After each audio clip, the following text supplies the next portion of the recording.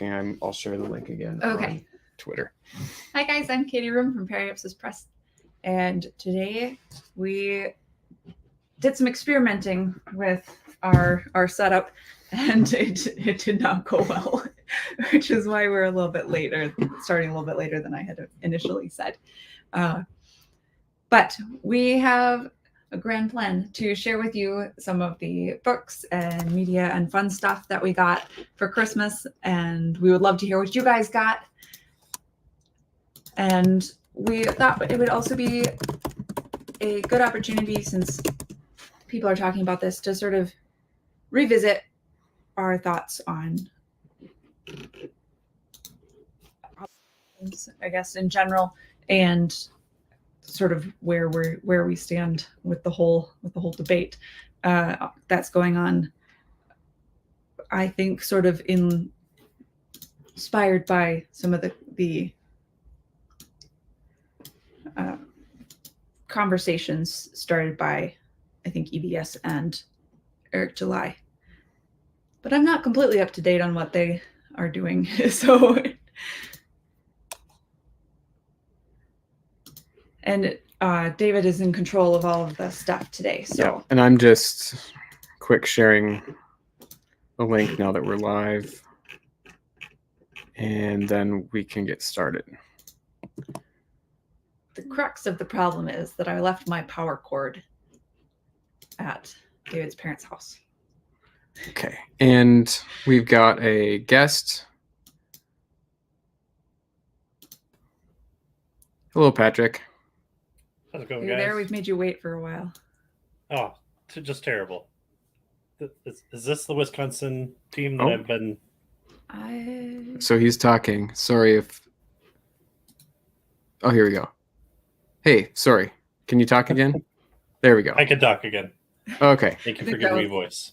Yeah, we had different devices muted and unmuted. We were trying to get StreamYard running on Katie's phone, but the problem is that we couldn't mute it. Like I've got it up on my laptop, but there was like no way to mute the site on the iPhone. Yeah, it would like the sound bar, when I'm pushing down like the down arrow, it would always leave just a little bit. Mm-hmm. Even the silent switch didn't mute it, so we got to figure out how to deal with that next time. All right. Well, so what's new with you, Patrick? Did you have a nice Christmas?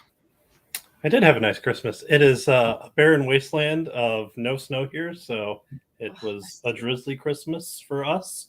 Yep. So we have a nice hill that we could go sledding on if the powers that be would let snow occur. But other than that, we kind of have like just a month full of presents, because everyone's birthdays and Christmases, and when you get married and have kids, you bring in different sizes of the family for different times. So it's just like 3 weeks of never-ending presents for my kids. So it's really terrible, because just when it ends, first of all, I need about double the time for garbage to be able to empty everything. But then they're like, well, is there more presents? Like, no, you've had like 3 weeks of this. No, there's no more presents. Yeah. But no, good times had all around. Way too much food consumed, just as the good Lord intended it, and it was great. How about you guys? It was a good Christmas for us. I think we got some nice presents. We gave some nice presents. We had a nice drama-free time with our families. It was a good time. Yeah. Yes. And I don't think we violated the regulative principle. Always good. Did you see that that little shit show? I tended to stay away for the purposes of not having drama, and for the most part, I was kept out of it. Yeah, I don't follow a ton of theology type accounts on Twitter, just so I can avoid that kind of thing. But that thread, it crossed my timeline, and it just made me so mad because it was just like the worst concern trolling. The guy was basically saying like, I know everybody is doing the right thing, like nobody is doing the wrong thing, but I'm worried about what other people are gonna think, and that just makes me angry. For our listeners, do you want to explain? Oh yeah, there was just a thread where a guy was basically saying, you know, Christmas is like a Roman Catholic holiday, and like Reformed people shouldn't celebrate Christmas shouldn't do anything to celebrate Christmas because it could give the impression that you're doing it out of some kind of obligation. Yes. Right. Because we all know seceding control to everything that might make us look like we're in the opposite camp has gone so well for us for the past 800 years. Yeah. And it was like there's at one point where he was going back and forth with, I think it was James White, which, you know, that's already a kind of a problem. He got a whole dividing line dedicated to him today. Oh, did he? Nice. Yeah. I don't listen to the dividing line anymore because I'm already struggling with like high blood pressure. So and Katie hates James White just like with a passion. He's so, man. He's so arrogant. But it was good. Like basically everything James White was saying I agreed with. And they got to the point where like, okay, we're both on the same page. We're not saying that there's any special obligation. You can specifically think or do whatever you want to celebrate the incarnation on your own. This isn't a church thing. You know, the Lord's Day obligation is entirely separate. But he was concerned about how it might look to other people. It's like, come on. Anyway, I didn't mean to get into a whole angry. We should go back to the Puritans and fine people 15 shillings if they're caught celebrating Christmas. Yeah. Then we don't have to buy anybody any gifts, and it's all fine. We can all go back to being adults. Yeah. All right. So as long as we're talking about theology, I'll just let people know that I am in talks with Patrick about discussing the What About Evil book that I had mentioned in my Halloween video when we were talking about the purpose of horror and stuff. So if anybody is interested in that and talking more about theology, specifically as how it applies to stories and stuff, that will be upcoming. Mm-hmm. And yeah, that was the start of our beautiful friendship. I'm sure I can probably say that it won't be annoying. I sure hope not. Like Twitter. We try to not do annoying things here. Exactly. I'll leave. All right, I get it. No. Speaking of also not annoying, I breezed through both Periapsis Christmas 1 and 2 because I realized that I didn't review the first one last year. I felt really bad about that, so I had to go back and reread it. Man, so many good stories in both of them. Really good job, guys. I mean, you know, compiling them. Mm-hmm. Yeah, I saw your first post, and it was a review, and I clicked on it. It was like, oh, this is the first book. And then I read all the way through, and it was like related posts. Periapsis Christmas 2. I was like, perfect. Yeah. So I just read both of them. It was really good. I appreciate. I had to make my AI Santa Claus just for David. Yeah. In order to thanks for that. You're welcome. Well, I just use it as a writing prompt. Yeah, that's fine. Yeah, that's fine.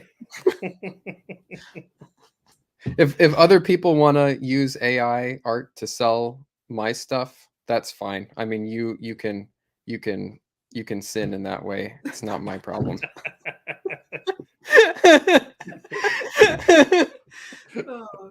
I think the real question is, does AI Santa Claus violate the regulative principle, or does it have the appearance of violating the regulative principle of worship? It depends on how based AI Santa Claus is. If he's fighting AI Arius, then he's good. Cool. Well, now that we've gotten that out of the way, why don't we just go through our stuff, and then we should talk about the whole are you obligated to promote thing. Yeah. And I want to talk about that because I think I don't know. I wouldn't say that my position has changed on it, but I think after hearing some of the discussion, I think I have a more nuanced opinion of it. We've always said you should never assume that people have an obligation to promote. And we still believe that, but I think we have a little bit more nuanced view of how to think about that Mm-hmm. question and how it might be answered. Mm-hmm. So stay tuned for that, I guess. Okay.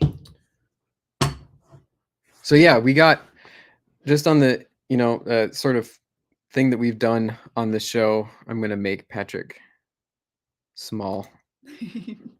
On the on our chill streams, we often do book hauls and we talk about books and media and some toy stuff with Lego and some of our conversation about action figures and stuff like that. And being grown-ups, this is the kind of stuff that we get for Christmas. So we thought it'd be kind of fun to do a Patrick's taken his ball and gone home. We thought it would be fun to do a just like a Christmas haul stream. And Patrick, you don't have to mute yourself. You're welcome to comment and Oh no, we'd like absolutely. I just don't want to. I'll listen and be brought in later. That's fine. yeah, and we'd like to hear about any cool stuff that you got for Christmas as well. Yeah. It's just fun to talk about. Of course. I think one of the realizations that I've come to, trying to do YouTube content is that, sometimes just making a video talking about cool stuff is content is enough. It doesn't have to be some giant production. It doesn't have to be you don't have to always have a PowerPoint presentation or whatever, but just kind of having a fun conversation about stuff is enough. So that's what we wanted to do. And thanks everyone for coming. Katie's presentations are pretty fun with PowerPoint presentations. Oh yeah, for I'll sure. definitely try and have a good one with minimal AI if we have the privilege of speaking again.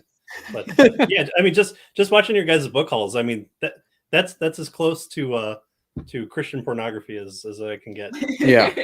Yeah. All of that debate on Twitter about is a conservative pinup poster appropriate? Oh, that's another thing that we could talk about depending on how late we want to go. I saw Josh was getting into it about that issue as well. So yeah, maybe not tonight, but maybe another time. All right, so yeah, just books and media, fun and some fun toy stuff that we've gotten to. So do you want to go first? Oh, and I got this. It's gold. Goes with my gold accents on my t-shirt. It's very fashionable. I'm sure you all appreciate it. Here, I'm gonna actually angle this down a little bit. Oh, I think that's probably a good idea. How's that? There. That's better. Now you guys can see. And angle over a little bit. How's that? All right. Yeah, that's better. Then we'll have more room to show stuff. So this came late, and Santa Claus stuck it in my. And let's talk about who it's from too. Yes, this is David. David bought this for me, but it came late. Stuck it in my stocking. Mm-hmm. Yeah. We were enjoying this on Tubi. It's gone off Tubi now. Yeah, it floats. This show floats around to different streaming platforms. This is just a very classic gender swap anime. Yeah, I think it was from like 1990 or so, give or take a couple years. Yeah. And the first episode of this show is one of my favorite anime things that I've ever seen. It's just a very classic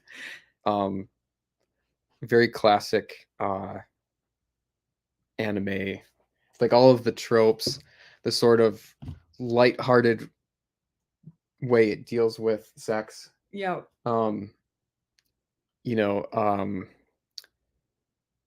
the the the the racism against the Chinese.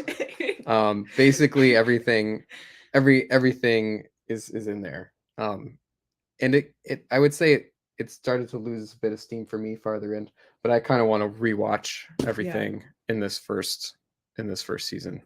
So Yeah, so it says set 1. So I don't know if that is it's like 24 episodes is it or 23, something. 1 through 23. Which anime seasons are weird. You to watched begin maybe with. like the first 12 or so, No, we got quite a bit farther than that. maybe 15 or 16. I I don't think we got farther than 24. I don't remember. Anyway, at least the very beginning of the show I would recommend yeah. a lot. And Okay. After taking a surprise dip in a cursed spring while on a training journey in China, martial artist Ranma Satomi and his father Genma aren't quite themselves anymore. Now Ranma turns into a girl whenever he's splashed with cold water, and Genma turns into a panda. I'm sorry. it's just a great premise. And then it's just extended, like there's like a character who turns into a pig. And then it's all about fighting, but then it's like there's now a part where it's like gymnastics fighting and then ice skating fighting, and it's just like a school fighting. Yeah. Various characters have crushes. It's just great, very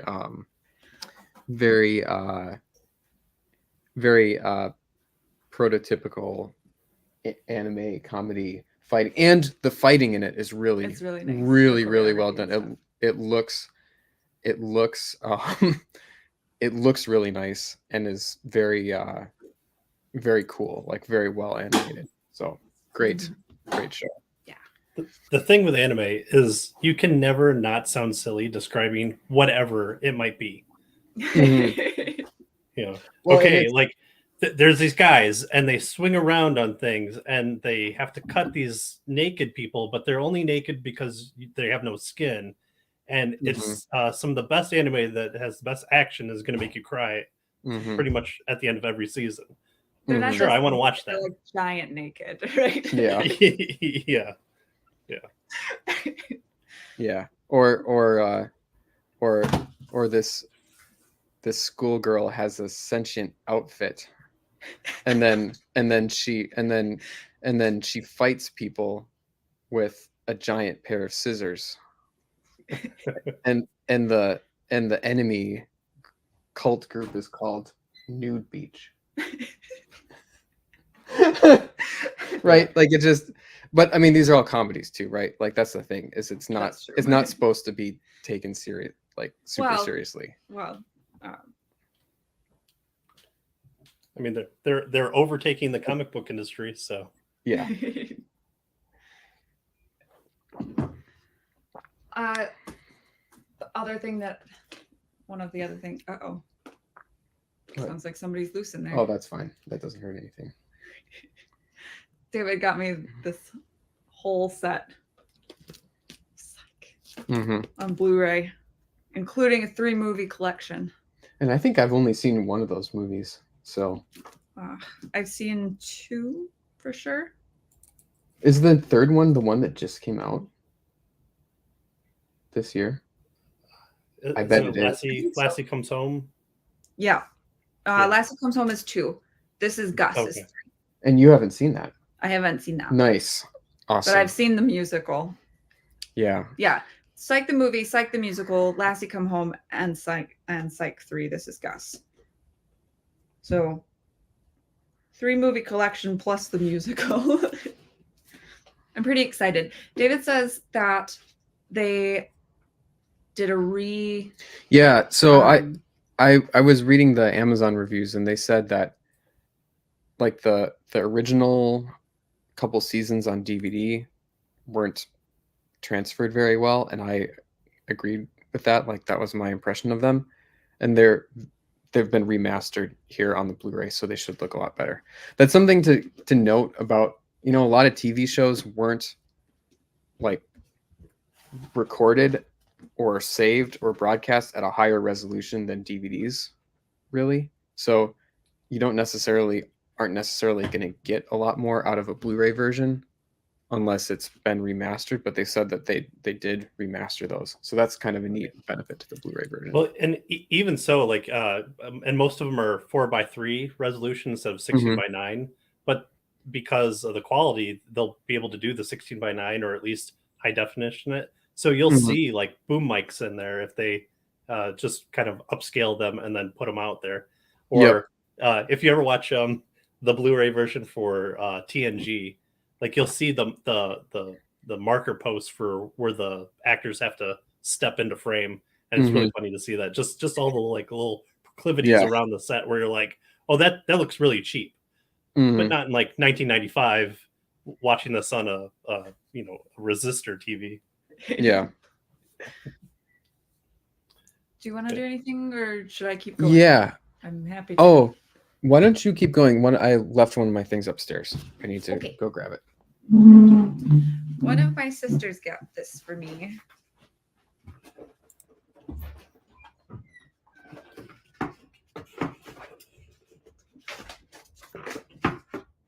I can show you what's in the box.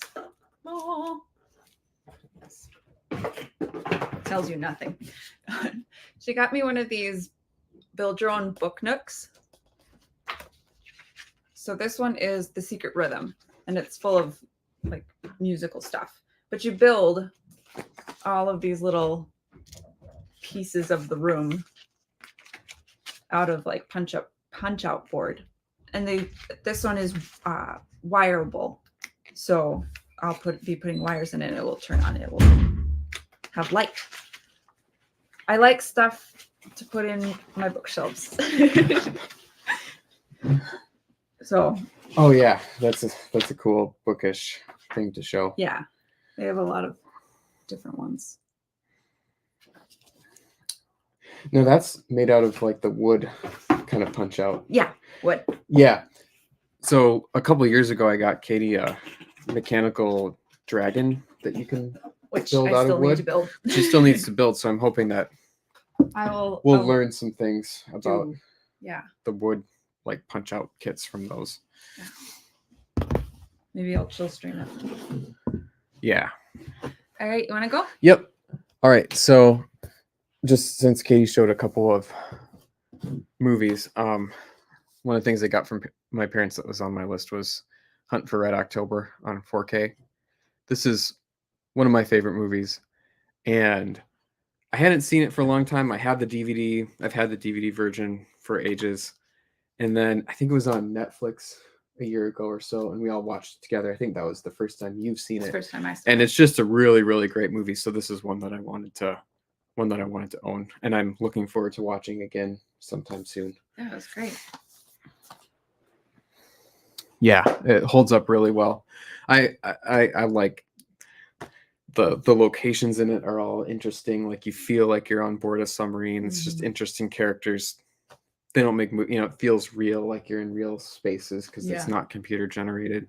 I think even the underwater models and stuff are like they did with actual models, so it all has this kind of real look to it. Even just having tight spaces feels realer, because all of the, especially like with sci-fi fantasy where they can just stick people in front of a green screen, everything feels so open and empty. Yeah. If anyone's followed me on Twitter, you've seen my post complaining about Disney Star Wars, and one of my biggest complaints is that all of these shows, it's like you can tell they're just people standing in these big open rooms, and then they put green screen behind them because they're never in an interesting space. They're never, like if you just look at, say, A New Hope, Luke visits Obi-Wan. He's sitting in this little nook, and they're sitting in these little nooks and crannies, and they're moving around in these tight spaces. People are doing interesting things. There's things they're picking up and setting down. It just feels very real. Disney Wars is people standing. Luke in Yoda's hut. Yeah, Luke crammed in Yoda's hut. So much. Aboard the Millennium Falcon, they're squeezed in the cockpit. There's a little bit more space to stretch out in other places. They're climbing the ladders to get to the turret. Disney Wars, it's always every clip that I see of those shows, it's like, oh, they're just two characters standing in a big open room with diffuse lighting. Yeah. You know. Stand and talk, walk and talk, stand and talk some more. Hmm. In a random hallway that has mostly windows on one side, so you can see out into the wider sci-fi world. It's like there's nothing interesting here. Hmm. With in Obi-Wan's house, Lucas messing around with C-3PO, playing around with a lightsaber. You know, he's doing all these things. They're not just standing and talking. Obi-Wan is moving around these pillars, like so dynamic and interesting. Hmm. Yeah. Oh well. Other people have talked about that way more than we could ever. Resonant One is talking about the cast of Hunt for Red October, and Nice. it's great. I mean, the extended cast is great. The main cast is great too. Yeah, just a great movie. They also did enough with Jack Ryan because, like, in the books, and far be it for me to talk about the books versus the movies here, but you know, he's everyday guy, and he's just the analyst, and like they give him that line in the movie, but he does more than that. But like the thing with Clancy is he builds out his people in his world so that the analysts are the analysts and the spies are the spies, and then, you know, kind of things fit together. But that does a good job of still making Jack Ryan everyman, but also I shouldn't have been at work today type deal where you're just like you're rooting for him and he's not the person that he's supposed to be, and that's exactly who I forget the captain's name, Ramlick, Sean Connery's character. Yeah, Who he's looking for. Mm-hmm. Mm-hmm. Mm. Yeah. Very, very, very good movie on a lot of levels. It'd be kind of fun to watch that movie and then and talk about it sometime. Yeah. So I remember you were kind of impressed with it when you saw it. Yeah, I was. Yep. So it'd be fun to watch again and then talk about. Yeah. I've got a couple books. Do you have? I have my books. They're over there. Oh. I could talk about my action figures. Well, let's save the action figures for the end. Okay. Why don't you grab your books and I'll start showing mine. So the first one that I got from, and I got this from you. Yes. Right. Yeah, I got this from Katie. Is this Tanabe's adaptation of The Shadow over Innsmouth, and this is a manga adaptation. I've got his other versions of The Hound and Other Stories, and his 2-volume At the Mountains of Madness, which are really, really wonderful art. And I haven't read this yet, but just looking through it, it's great. And it's kind of interesting. The ending, he adds a little bit more to try to tie it into the broader Lovecraft mythos. So it's definitely sort of a biased adaptation, I would say, but some of the artwork is really wonderful, and something that I think is really great. Spoilers for anyone who hasn't read Shadow over Innsmouth, but it's a good one.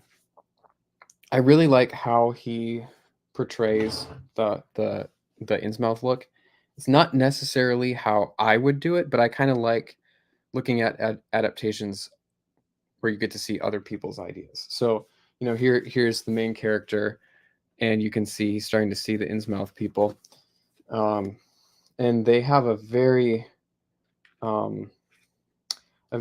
distinctly like fish-like look to them, right?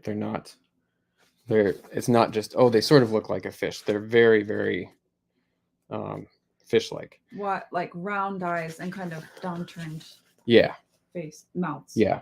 Not just liberal fish mouth, but like straight up, you look like a fish with big round eyes. And then slowly throughout the story, you see the main character's eyes start changing, right? And it's very, very subtle. And then, here's some more extreme fish people, right? And then, close to the end, right? You can see he's definitely starting to get it, Let me see that. Oh yeah. right? And then, and then, here's when he's discovering his ancestors, right? It's really creepy looking. Mm-hmm. And then when he's starting to realize that he's got the look, right? It's just great. It is really well done, that progression. There's a moment when he turns, which I'm not gonna show because it's really creepy. And if you at all like this story, like manga, like comic art, I'd say like this is something to get. And it was kind of expensive, but it's thick. It's quite thick. There's a lot here. It's over 400 pages, so you're getting your money's worth with this. Did you want to show your books? So I shared these on Twitter and Instagram already because I was too excited about it. But my mom got me the trilogy set of Michael J. Sullivan's Riviera Revelations. Ryria? Oh yeah, it's not a V, is it? Ryria. And then this one. Kind of boring cover. It's modern covers. I have the hardcover of the first one that Orbit did. I like it a lot better just because I like characters on my covers. But you cannot get those. You cannot get them. I think David found this one somewhere. I think you found that at Half Price Books. Yeah. You can't get the others. I don't think I got it for you. And these were limited edition just this year, I think, before the library project, because I didn't have book money at the time. What do you mean? You had book money, you just didn't have unlimited book money. Right. you had to use your already sizable personal allowance for books.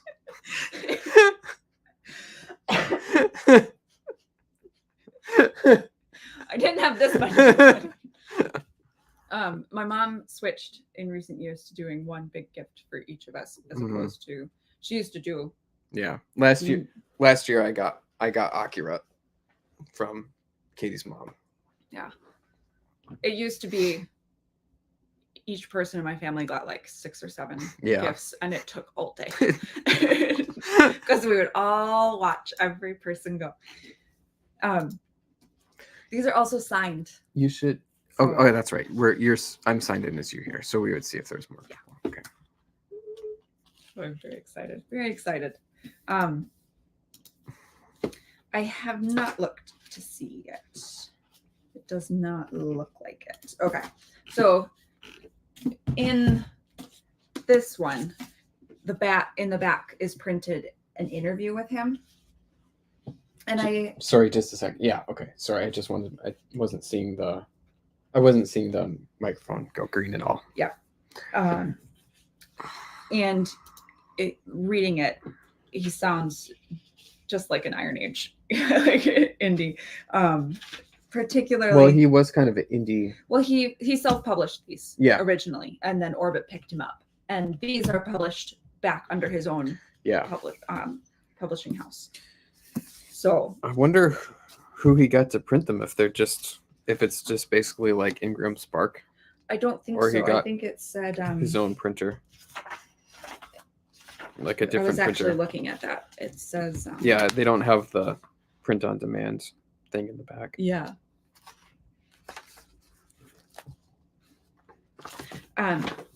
There's a question in here That's why did you choose to use such established fantasy tropes in your series?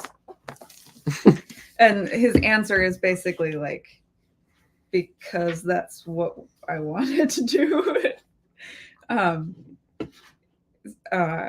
He says, for years now, I've heard fans of the traditional Tolkien-esque fantasy novels lament the repetitive themes and exhausted archetypes of the genre. They're tired of the same old hero vanquishing evil and want something new, something more real, more believable, which to me sounds like someone saying they love chocolate. They just wished it wasn't so chocolatey and that it tasted more like vanilla. Like, exactly. So yeah, I'm super excited to have this. These probably, I would say they're probably the first self-published books that I ever read, because I read them originally at the library, and they were Orbit copies at the library, of course. So yeah, so I'm excited about those, and they're hefty. Holy cow, chunk! All right, I'll pass it back to you again. Yep. So my other book that I got is the Penguin Classics Marvel Collection Spider-Man collection. So these are really cool. There's a whole series of these, and this is the first one that I've got, but I'd like to get more. They are a hardcover collection of classic Marvel comics, and they're kind of cool. They're a little different than like an Epic collection or something, because they'll have like the first appearance of the character and then selected early issues that are the first appearance of other famous characters, and then there's a lot of just editorial, commentary, and it's printed on really nice paper too. Sometimes with comics, when you have trade paperbacks or Epic collections or whatever, it's kind of printed on sort of weird, cheap, glossy paper. It's like printed on really nice matte paper, and the colors aren't oversaturated and blown out, so it looks really nice. And something that I thought was really cool about this, so it includes, let's see here, it's a little weird. The table of contents is not right at the very beginning. Oh, here, yeah. So it has Amazing Fantasy 15, Amazing Spider-Man 1 through 4, 9 and 10, 13 and 14, and 17 through 19. And then it has kind of summaries of the ones that are in that run that it doesn't include, with some little snippets of them and discussions about it. But one thing that I think is really cool is that for Amazing Fantasy 15, it includes the whole Amazing Fantasy 15, and only about half of that comic is the Spider-Man story. There's just some other random, kind of like Strange Tale type fantasy adventure stories in it, and includes those, so you can see the context of the original Spider-Man. And then it also includes a couple of other strips. So one is a story called Goodbye to Linda Brown from Strange Tales number 97, which is like the prototype appearance. It's like this weird fantasy story about this girl who turns out to be a mermaid, spoiler warning, and she has an Aunt May and Uncle Ben. So it's like the first appearance of Aunt May and Uncle Ben. Nothing to do with Spider-Man, but the first appearance of characters with those names. And then there's also a strip that's how Stan Lee and Steve Ditko create Spider-Man, which is kind of fun. And then there are, in the back, something that I thought was really cool is examples of rejected covers. So here is like the actual cover of Amazing Fantasy 15, and then a rejected cover. They do this for 3 covers and kind of talk about maybe what the process of the cover design was, because that was a pretty important thing. So just a really nice collection. It's nice hardcover, printed really nice. I'm looking forward to reading through this and kind of learning more about the beginnings of Spider-Man. So good book. I would recommend this. It's kind of cheap on Amazon right now, so I might pick up some of the other classics collections, because just seems like a really good thing to have on your shelf.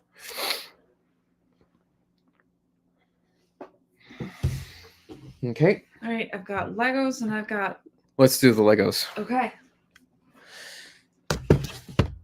this is not the set that is going to be the new set. Hmm. Uh, We might do and some. Anna had asked if we Yeah, were going to we announce. we but might do some random streams where we build sort of random sets, but we'll do some other big sets. yeah, we will.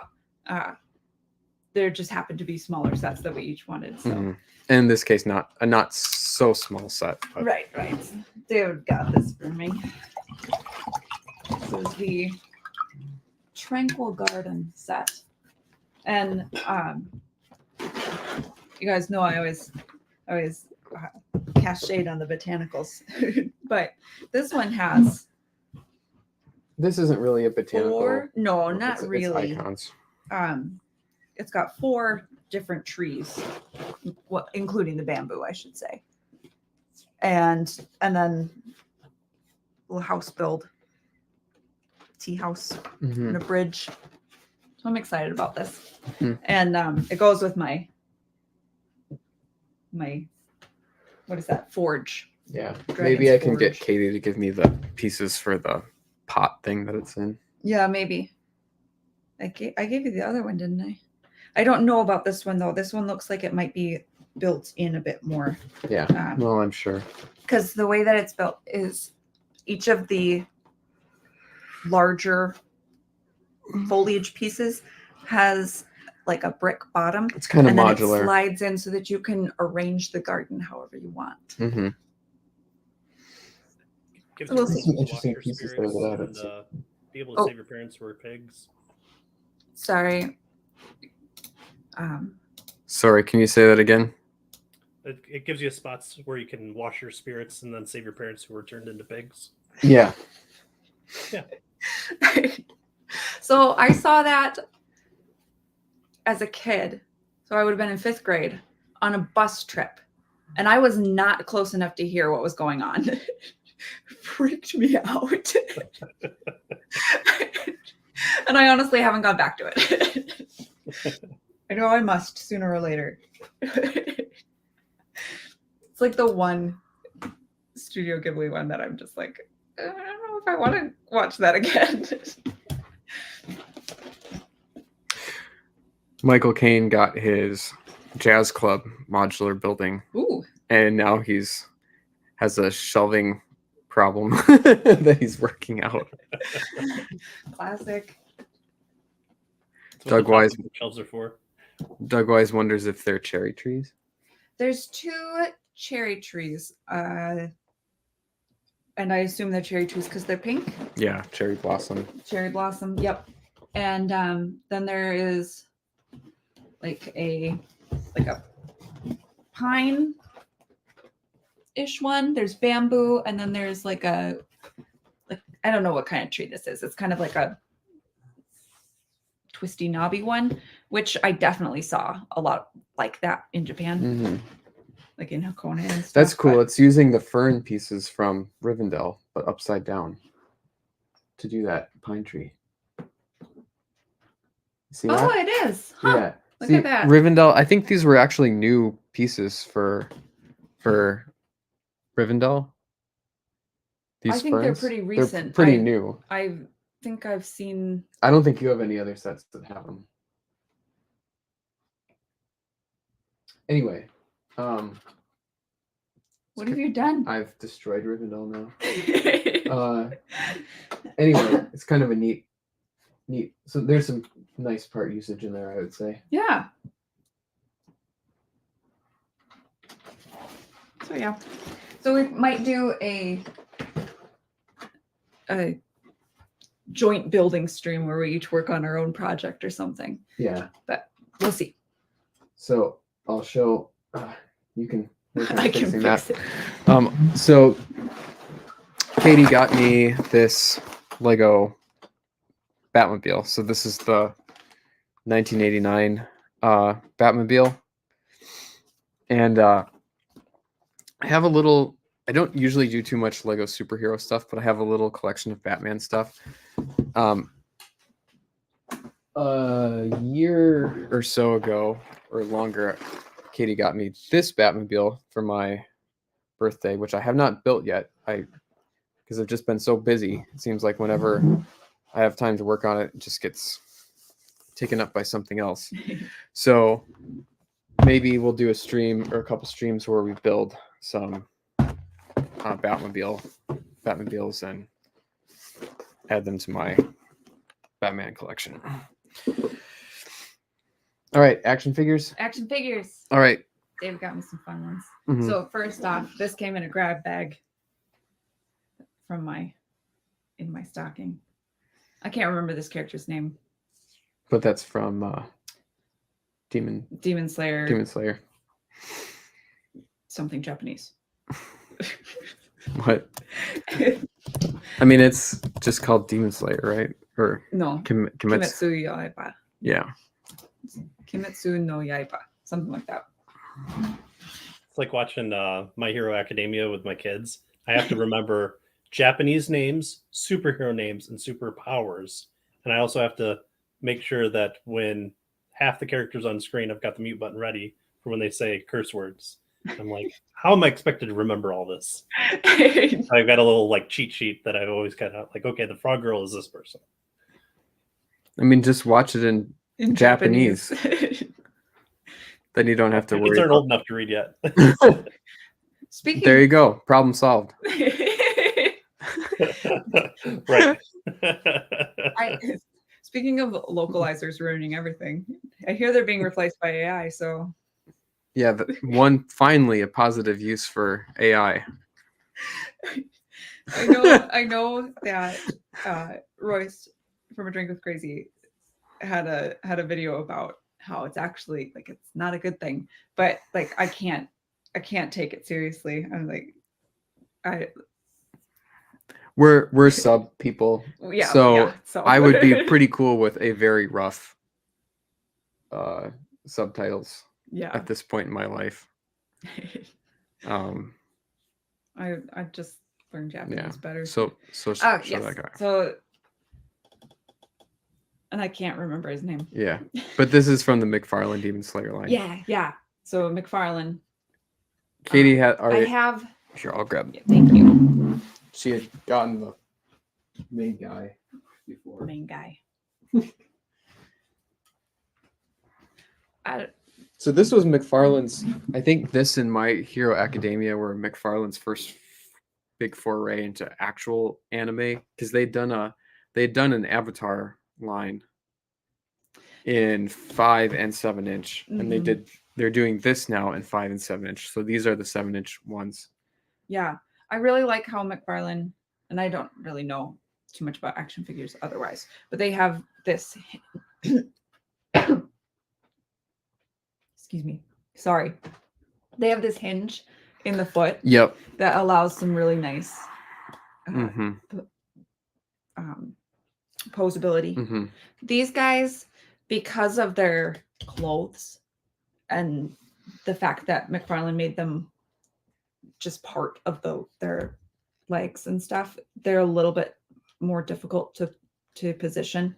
Like their hips are not very mobile, and their arms do not come. Like I got him to hold the sword with both hands, but I cannot get him to do that. You probably can. You just have to wail on him a little bit. Yeah. I'm not comfortable with wailing. Well, I can look at it at some point. The other cool thing about these is they invented a new technique, as far as I know. I think I heard McFarlane say this in a video for printing the patterns on the figures. So in the past, you'd have to paint something like this, which just would make it super expensive. If you know anything about action figures, it's like the more paint you have on it, it just makes it get a lot more expensive. But they figured out this method of like printing, which has kept these really reasonably priced, I think, for how good they look. Like this just looks really, really nice. And it's a pretty vivid printing. It doesn't look washed out or anything. So they figured out some way of like printing these patterns on their clothes. Looks great. Yeah, it looks wonderful. The hair's got nice paint on it too. The hair looks good too. So yeah, and then, those this guy, as you can see, has like the magic attachment you can take it off if you don't like it. This guy doesn't get any magic. He does have alternate hands, but I don't mess Mhm. around with that. Here's Nezuko. And she has a lot more posability because of her knees are not these bulky pant legs. Yeah. She's She's got the double jointed. She's got double jointed Yeah. knees. These are a little bit heavy for her. And her clothes are all that flexible. She's even got like a slit in her dress to make her even more posable. So I've got her. See you later, Michael. Thank you for coming. So yeah. Very detailed. I like her hair. Yeah. Yeah. It looks very The McFarlane always does Dynamic. nice hair. Now, is that how her hair looks in the anime? Mhm. Like with just sort of a solid color on the bottom like that? Yeah. That's really cool.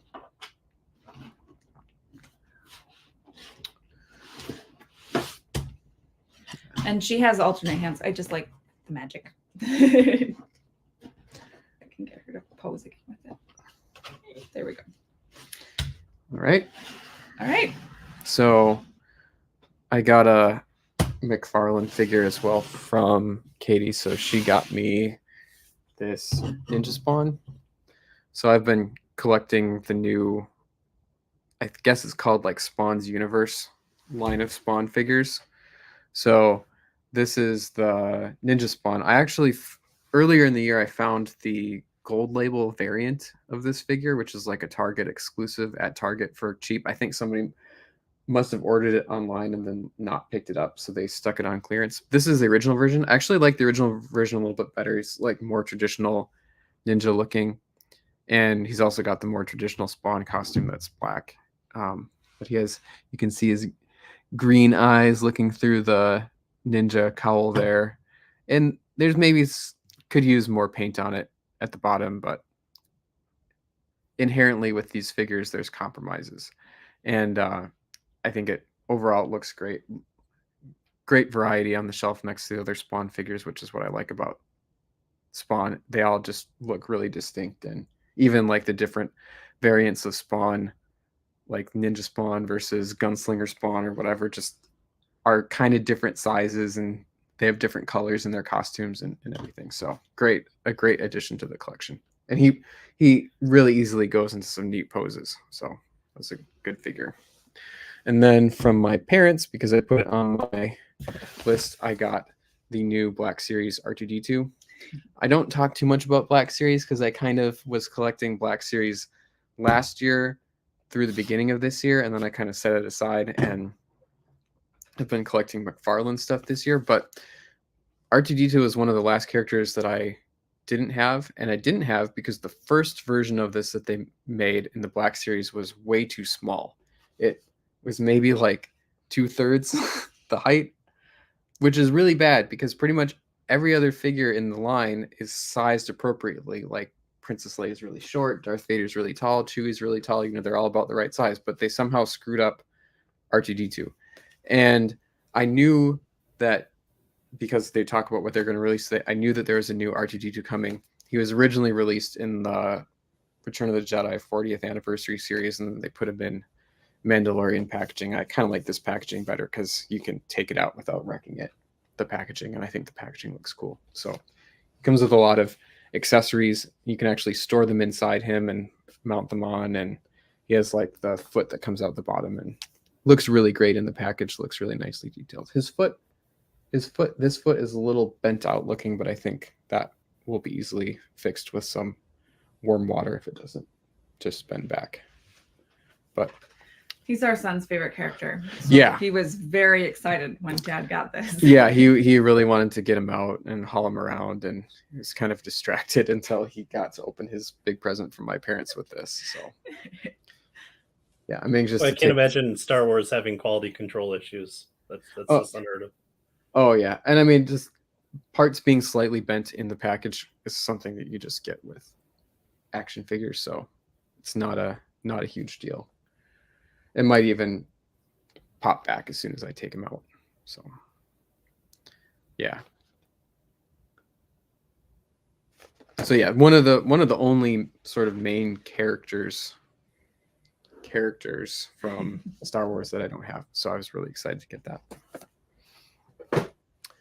All right. All right. I think that's it for gifts. So we should talk about the Well, Patrick, Oh, did you get anything? yeah. That along these nerdy lines? Oh, well, I'm a connoisseur of all things War of the Worlds, so I just have a running list of like graphic novels that I don't have in that form, and it's usually like Sherlock Holmes versus War of the Worlds, or like Superman versus War of the Worlds. So I just have that kind of running list for family members to pick up. So I just got one of those, but I had fun giving gifts this year because I'm a tutor for our Classic Conversations, kind of like our homeschool co-op that we do, and like I was trying to match good stories with kids' personalities, and like I knew one of the kids really liked Green Ember series, and so I was like, oh, I have like the perfect story for you. And then there was a kid who liked airplanes and like fast things, so I got him one of my favorite childhood books of Phantom Toll Booth, and was able to kind of like match that. And my daughter's in my class as well, and so last year with absolutely, yeah, I'm trying to find like a close to classic or at least 80s version of it, of something that I've got. But everything now, the colors are off, and like I just it doesn't feel like the library version of the book that I took out every chance that I got. Like, oh, I don't know what to read. I know, I'll read Phantom Toll Booth for the 80th time. But last year, David helped me pick out my daughter's gift, which was the illustrated version of Pilgrim's Progress. And so I was like, oh, we just got done with The Hobbit. I'll get the illustrated version of The Hobbit for her. And she was over the moon excited for that one. Very nice. Yeah. Speaking of that Pilgrim's Progress, something that I had actually never seen until this year I was aware of, but there's like a video version of Dangerous Journey. I don't know if you're aware of this, Patrick. But that book was made as sort of like as like a TV program. And it's like in the style of these videos that they would do. I remember these growing up, where it's just like they show the illustration of the books, kind of pan the camera over them with the narrator. Yeah. And it's really, really good. So if you ever need to throw on a YouTube video to keep your kids occupied. Ken Burns, A Pilgrim's Progress. Yes. Yeah. And it's the whole thing is quite long. It's probably about an hour and a half or 2 hours long. And it's in several, like each chapter, which is like 15 or 20 minutes. And it's also really cool because there's a lot of illustrations in the series that aren't in the book. So, and some of them are really good too. There's actually you see a lot of angels and demons in the book, which in the series, which you don't see in the book. So that's kind of cool. Our daughter loves it. Yeah, she loves it. She's watched it a few times. So, and you can find it on YouTube, of course. Awesome. I'll pick that up. Yep. And it's read, by a British person, so has to be, yeah. Yep. Like anything fantasy, if you got the British actor in there, you're 80% of the way through. Mm-hmm. And he does voices. He kind of does voices for the different characters. He's good. Yeah, they're great. Yeah. Yeah. Did anybody in the comments say anything about if they got anything cool? I'm sure they have. Nothing I saw. I got myself to I got Blake Carpenter's Deathbringer because I fell in love with his story for Perhaps a Christmas 2. That one, I mean, like good stories all around, but that one like grabbed me, and like it's the tropes that I love. It's the one man who's the sheriff in town. He's against the world. You put that person in any world, and you make him a paragon. And I'm like, okay, I'm there. That's how I play Mass Effect. That's how I play all the Star Wars characters. If I get one dark side point, I'm resetting wherever my last save was. So I really really like that character, and so I was like, okay, if you can write a story this well, I'm definitely just finding something close to it. And I already bought the book after I gave him a kudos, and then Jonathan, is it Surger in Darkness Cast? I picked that one up too. So personal pickups because I'm an adult and I do think what I you'll want. enjoy both of those for sure. I'm glad that you liked the stories that they did. Very much so. And then I did pick up Shippy's Tolkien today too for $3. Was that an actual paperback? No, just ebook. Okay. You did Author of the Century, right? That's the one you had. Yeah, Author of the Century. Yeah. Did you see he shared that? Yes, he also did this one, The Road to Middle Earth, how Nice. Tolkien created a new mythology. So if you like Now I this, gotta add that one. you like this one. I don't know. I don't know if I can fit any more ebooks onto my eShelf. So we got some Christmas gifts here in the chat. So All right. Resident One got Flash Gordon 1980 on 4K. I've never seen that, but I've heard good things about it. A bound hardcover of Dan Barry comic strips from the 50s. What did Dan Barry do? The name sounds familiar, but I don't know what he did. And the Leonard Elmore. Dan, well, he said 1950s. Yeah, true.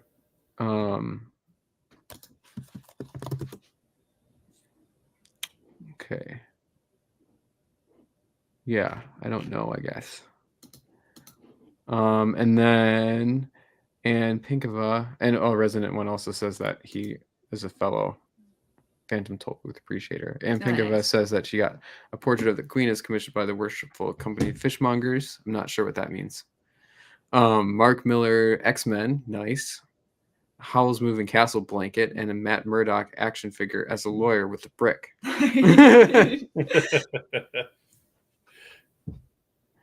Yeah, I haven't seen a lot of sort of pulp stuff from the 70s and 80s. I've been trying to fix that, but I don't generally watch a lot of movies. Probably looks like Dan Barry did the Flash Gordon stuff. Oh, okay. That makes sense. I generally watch a movie like maybe once every 3 weeks, so I don't I haven't it's taken me a while to catch up. Very 80s-ish. So Doug Wise got books off his Amazon wish list. Most interesting for this audience, likely hardcover Lord of the Rings and Silmarillion with Tolkien's illustrations. Nice. I'm a huge fan of Tolkien's illustrations. And Bam Boncher. I'm not sure who this guy is. Do you know who he is? Yeah. Who is that? Is it just, does he go by that name on Twitter as well? Boncher is MD Boncher. I think so. Okay, maybe. Yeah. So he says his muse decided to come back, gave him a quick original short story idea. So he's celebrating getting ideas for Christmas. So that's cool. I could use a couple ideas right now. And then let's see here. Oh, okay. So Anne's explaining her fishmonger's portrait of the Queen. Oh. Okay, and Bam Boncher is Resident One's wife. Resident One is MD Boncher. Okay. I see. Cool. Okay, cool. That makes sense. Now we're getting I need to have like a list of people, who they are, and then all of their different aliases. That's the nice thing with Discord is that I can actually change people's names to who I know them by. You can do that? Oh, I have to figure that out. So thanks to the Bonchers for double dipping and giving us presumably two views for the price of one. And he's anxious for your review. Yes, it's going to be out on the 2nd. Oh, nice. So was that the one that you're writing? Yep. Cool. All right. Yep. It's all written and formatted, and I scheduled it out to give myself time to read other stuff. Jeff Park is one step ahead of you. Ah, yes. Okay. Yep.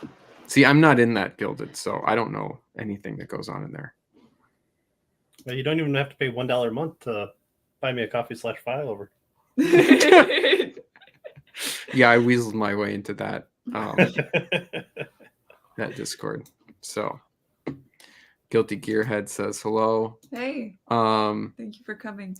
MD Buncher's wife got a toolbox, a screwdriver set, the Carcassonne. I don't know how to. I think it's Carcassonne. Yeah. That's what I'm thinking of, and a book on railroad history. Carcassonne is a good game. I played it once. It's like a castle building game. You lay down tiles. That's a good one. Cool. Nice. Some good Christmas gifts. All right, so let's talk about the whole "are you obligated to promote" thing. And I'm anxious to get Patrick's opinion on this too, because I think between the three of us, we're at kind of different places, and we have maybe a little bit different opinions about this. Like, I'm not sure if I 100% agree with Katie's opinion necessarily. We'll see how we phrase it. We've talked a lot about it. I think we have generally the same opinion. Mm-hmm. But yeah, and we wanted to revisit this because this is something that we've talked about in the past. Like, I feel like we've talked about, just in general, people aren't obligated to promote other people, right? You show up on Twitter or you publish a book on Amazon, you're not necessarily part of any group. Some person picks it up, promotes it, or says this is a great book, and then 6 weeks later is bothering you in your DMs, like, I shared your book, why aren't you promoting mine? Like, that's you're not obligated to promote anybody's book. Or people are tweeting links to their books across, and you're seeing them on your timeline. You're not obligated to retweet every one of those that you see. Right. Probably shouldn't. And we've talked about why. There's presumably some algorithmic stuff that is going on there that, sharing links on Twitter is kind of perilous already. Retweeting links that probably aren't going to get clicked on is probably not helping. So there's some algorithmic reasons to not be obligated to promote, and there's just the general, absent other factors, there isn't an obligation to promote. But I think an interesting conversation started. I think the origin of it had to do with Ethan Van Sciver's ongoing criticism of Eric July, which we don't really need to get into. You can have your own opinion about all that stuff, right. And I don't really have a what is the expression? A dog in that fight? I was going to say chicken in that fight. I don't really have a chicken in that fight, other than that I really like Ethan Van Sciver, and I agree with almost everything he says. And I thought he had kind of a nice, subtle take on it. But okay, before we get into it, I just got to share another Christmas gift. So John O'Camp got 2 bottles of chartreuse liqueur, an herbal drink made by Carthusian monks in the French Alps. Probably the least geeky gift discussed here. I don't know about that.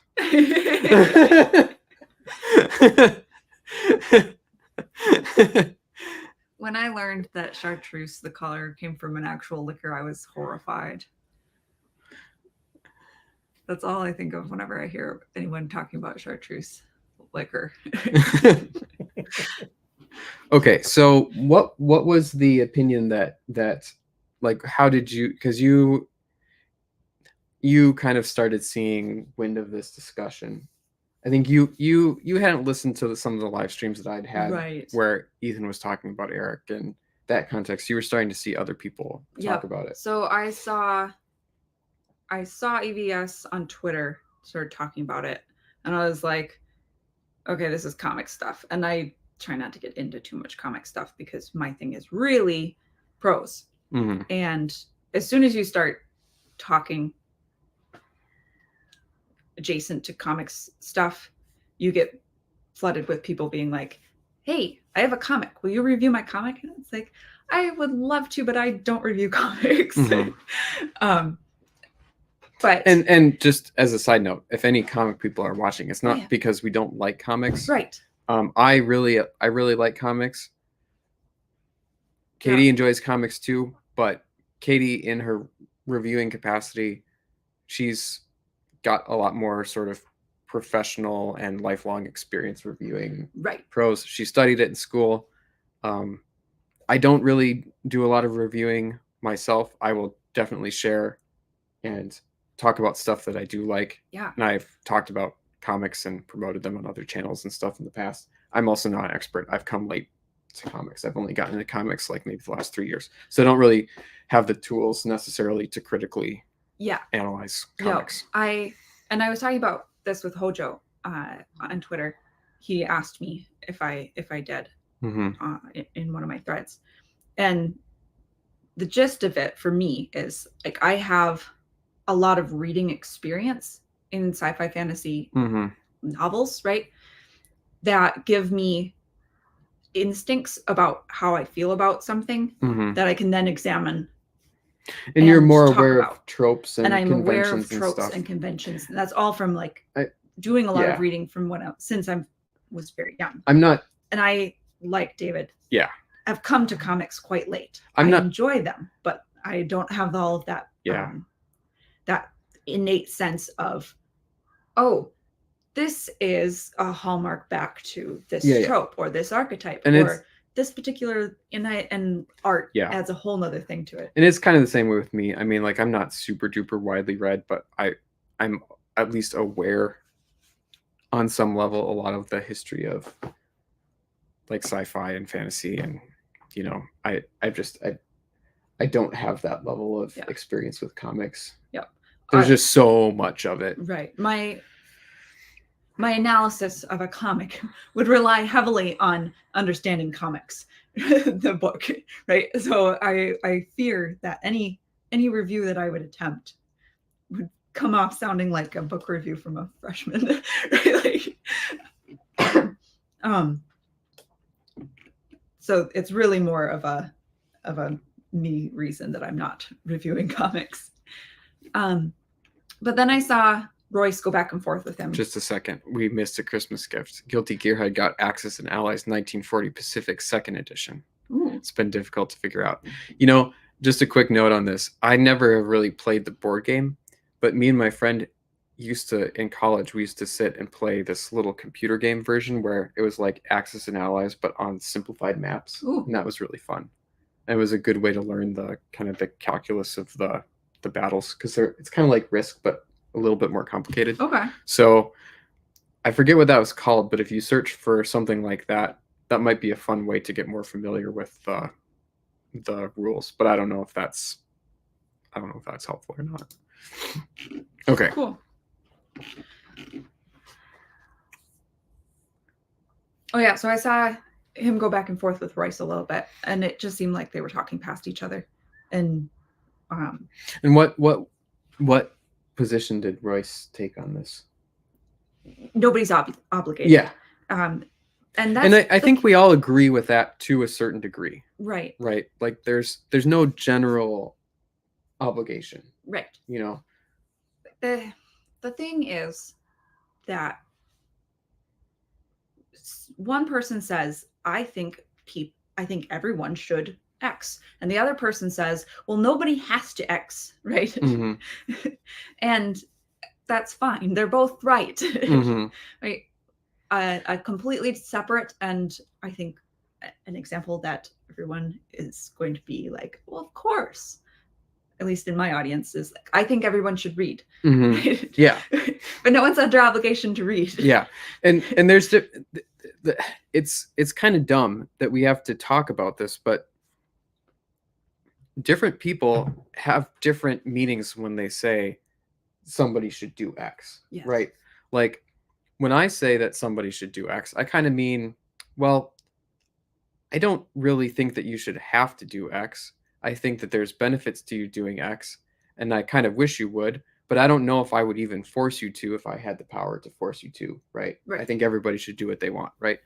Other people, when they say you should do X, mean you need to do X, and you're an idiot if you don't, and you're a bad person, and nobody should listen to you, right? So I think like that's kind of another thing to realize when people say, oh, person A should do thing B, there's sort of different levels of what that means. Like Mhm. a lot of times when I use that language, I really mean it would be nice if you did it.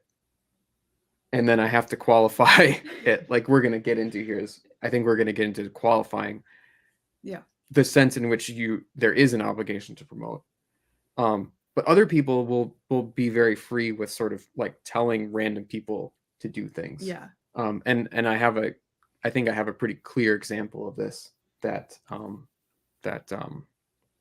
we can get into when we kind of talk about the contextual Mhm. obligations. I tweeted about this. I retweeted one of EVS's tweets that when he was going back with Royce and just said what I think, which is basically from a different perspective from a lot of other people on this issue, just because I'm not a comic artist. I'm not an Mhm. author. Yeah, you're not in the position where you're not in a position where you wish other people would promote something that you've created. Right. I mean, maybe the website, but it's not like Well, and even that is a little different because I think like you're not going to stop doing what you're doing Right. if X number of people don't promote it. Mhm. Right. I think this is something that some of our detractors couldn't get through their heads when we were like kind of poking at Larry Correa for impressions, is they thought that we were doing this because we were trying to make money doing something. They couldn't get it through their heads that we were just sort of trying to get eyes on us just so we could promote other people's books for fun. right. And we were trying to find like-minded people. We weren't like trying to make money or something. So like even the sort of your desire to like get us promoted, it's not like, oh, we need to do this to hit some objective or we're going to Right. stop doing it or something like that. Yeah. Well, and then you had detractors on the other side, mainly Larry, telling you that you were an idiot for not trying to make money. So darned if you do, darned if you don't in there. Well, yeah, and that whole conversation made me lose a lot of respect for and made me instant like I now have a mistrust for anybody who is doing this as a like basically anybody who's doing this kind of creative work as a professional, because and then they're welcome to do what they want, but absolutely. I feel like they're not like I can't make assumptions, and it's good that I learned this. Like I can't make assumptions about them being allies in our fight, Mhm. which is we want there to be a decentralized way that like hobbyist authors can get their stuff in front of people, right? Right. That's our fight. That's what we're trying to do. Mhm. And there's a lot of people who are writing, cross promoting, kind of in these circles who have different goals. That's another thing that we're going to get to is like what's the goal of Mhm. the promotion, Right. right? Right. And so from where I'm sitting, like I'm doing a lot of promoting other people. And but I also like I don't want to be obligated. Mm-hmm. So and I don't want to obligate other people. Mm-hmm. But Mm-hmm. like David just said, we would like to see a decentralized way that indies can thrive. And part of that is and we have I have accepted a part of doing that Mm-hmm. means a responsibility on my part Mm-hmm. to contribute to Mm-hmm. doing that. Mm-hmm. in such a way that builds that community that I And would like to see. and you don't even have to. So there's a couple of different ways to talk about this, right? There's like, you could talk about it in terms of responsibility, like if there's some, and this all works without any kind of explicit commitments. Right. Any kind of specific commitment can be sort of approximated by a general agreement and a general alignment of actions, right? So we're not talking about any kind of like sign on the line group that gives you Right. options. We're talking about this sort of general, I don't like the word, like the word community has been goofed up, but just a general people, like group, loosely aligned group of people with similar goals, right? Mhm. So if such a group exists where, with something like a goal of being able to promote and sort of discover and raise up new new authors and new creative talent into a sort of an existing audience, right? If that exists and you want to be a part of it, and it seems like you would sort of want that same thing, you would want these people to be discovered, not just you, Mhm. right? You're thinking it beyond just yourself, right? Like, you want to be discovered, but you also think it would be nice if, in general, people could be discovered. So if that was the case, I think you could argue that there is a responsibility in some sense to Right. cross promote. And it's something that I like when I'm talking about myself. It's something that I'm putting on myself. Nobody else can come along and say, "Hey, you have a responsibility to do this Yeah. for the community." No, I have a vision of Yeah. the kind of community that I want, and so in order to be responsibly bringing that to Yeah. fruition, I'm trying to be proactive about. Yeah. And that's why the point I was kind of trying to Yeah. build towards is like, it's sort of a responsibility in the sense that there's sort of a community, but like, it doesn't have to be like the community says that this is your responsibility, otherwise we're going to kick you out. It should be more like, I am of my own free will aligning myself somewhat with these goals, and I have similar goals, so I'm going to act in a way that is helping other people. Mhm. Right. And something that I said on Twitter to a couple of people who EVS retweeted my tweet, and then some people came over basically and were sort of arguing with me, sort of saying there are people who will try to obligate you. Mm-hmm. When we talk about a community, we're talking about in this online space, right? Mm-hmm. I used an analogy of a neighborhood Mm-hmm. and helping people out. But like when you live in a neighborhood, there are reasons that you have neighbors, the neighbors that you do, and that Mhm. and those reasons are things that you can't change. Mm-hmm. In an online space, you, especially Twitter, you have a lot of control over your community. Mm-hmm. It does not have to be the community, the Iron Age, Comicsgate, whatever. Mm-hmm. You can be responsible for controlling your own connections with other Yeah. people. The people that you want to help out, the people that Mhm. you hope help you out. Mm-hmm. And you can have a community in which not everybody is connected to all of the same people, Right. right? And I think this is a point that maybe is missed. Do you have something to say to add here, Patrick? This sounds so much like libertarian autism. It's like, Yeah. you guys just need to say the word social contract and Yeah.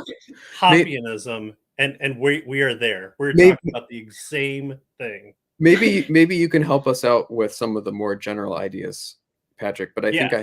I think I have specific examples here. So So it's kind of going back to kind of our initial start of like the regulative principle. Like, Mhm. should I read my Bible? Yes. Okay. Well, is that legalism? No. Like, but it's Yeah. something that you should do, and so that's the question. And Mhm. so people are trying to bring in the social contract idea of like, Mhm. well, by existing in this space or claiming allegiance to this proper, uh, you know, uh, carved out niche, and here we're doing it not within the confines of a cityscape, but in online communities. You are now obligated because you implicitly signed on the line that you are going to abide by everything that's ever said about everyone, Mhm. and that's retarded because Yep. then you have to defend everybody in that space, and you Yeah. don't really want to because No. you're mixing with the paranormal romances with Yeah. your straight up Tolkien adjacent people, Mhm. and you just want to be okay with the uh, furry transsexual weed smoker storyline that is going to fill that 3-person niche to sell the same books in the same space as Mhm. your epic fantasy that's 10,000 pages for each book. Mhm. And all you're saying is show me that contract, and they're saying, well, you live in this community so you Yeah. have to do this. But no, the uh, non-aggression principle for you guys is Mhm. I'll share what I like when I like, Yeah. and I mean that's the type of engagement that I want to read. So like Yep. I know Katie, and so I know that I trust her to just say, okay, if all she did was put a book name on the website, I'm more than likely just going to go with that because I know her, and Mhm. that's that anarchistic relationship that we have where she's not gilded or she's not like stamped with approval. She hasn't taken 8,000 community lessons to be able to, uh, you know, uh, braid hair in the realm of book weaving. She just does that, and I know that, and I've developed that relationship. So her selling me a book is way easier than just somebody who is a book publisher or a book reviewer or another author sharing that out. And that's the type of engagement you want because those are your fans. Those are going to be the people that, oh, I know my friend liked this book. I'm way more apt to pick it up, even if it stinks. And I'm like, oh, he was Mhm. way off. Yeah. If my best friend told me to go pick up another book, I'd more than likely do that, unless I rib him a while and tell me, yeah, you told me to read this last book, and I wasted 20 hours painting a room, and it felt like I was painting this room for 40 hours. But I won't go back to that. So. But yeah, I mean, this is. I mean, you guys are just using the exact same language that Mhm. the libertarian anarchists are, are Mhm. are always trying to break through the wall of the trad pub of two parties. We just can't Mhm. get past the no, just do what you want. Like that's where we exist in, is in the anarchy of it, but it's that controlled anarchy of your neighbors. You're more Mhm. likely to help out your neighbor with the bucket brigade to put out their house, one, because they're your neighbor and you want to do that. We live in the Midwest, and you know we don't ask for directions here. We just keep driving until we're almost out of gas and forced to ask questions. But we also don't want our house to burn down. So it's mutually beneficial in that way. But there's no direct contract that we're saying you're part of this community, you must go here. No, I do what I want, and you want me to help you out because of that close relationship that I have for you, or that I Mhm. see somebody in need and I'm going to help put out their house fire as well. And so yeah, this Yeah. just is super familiar. Yeah, it's definitely a sort of a general thing. And I think, probably what a lot of the people who are arguing against there being an obligation, which, again, like we've discussed in the past how there is no obligation. There's no obligation in some sense. I think the sense that we were talking about there is the kind of like tit for tat thing, right? Right. So, like if I write a book and I put it out there, somebody reads it, likes it, promotes it, I'm not obligated to that person to do the same thing to them. And I think most people agree with that idea. And there's all kinds of reasons why I shouldn't be under that obligation, right? However, it's like, again, like if I want to see other people, like other indie authors' books get promoted, then what I could do when somebody does that for me is, if I might not like their book, and it's not necessarily even because I think it's bad or whatever, it's just not to my taste. I should, I can find somebody else's book to promote. But, there should be a sense of like, giving rather than just taking. Right. There's also something else that I want to talk about. It's like, different communities. And again, like, I hate to use the word community because I think we're also part of what we're arguing for is maybe something a lot more loose. Like, we're both big fans of the sort of loose Iron Age kind of thing. Yeah. And I think when you look at different communities, they come with sort of different obligations.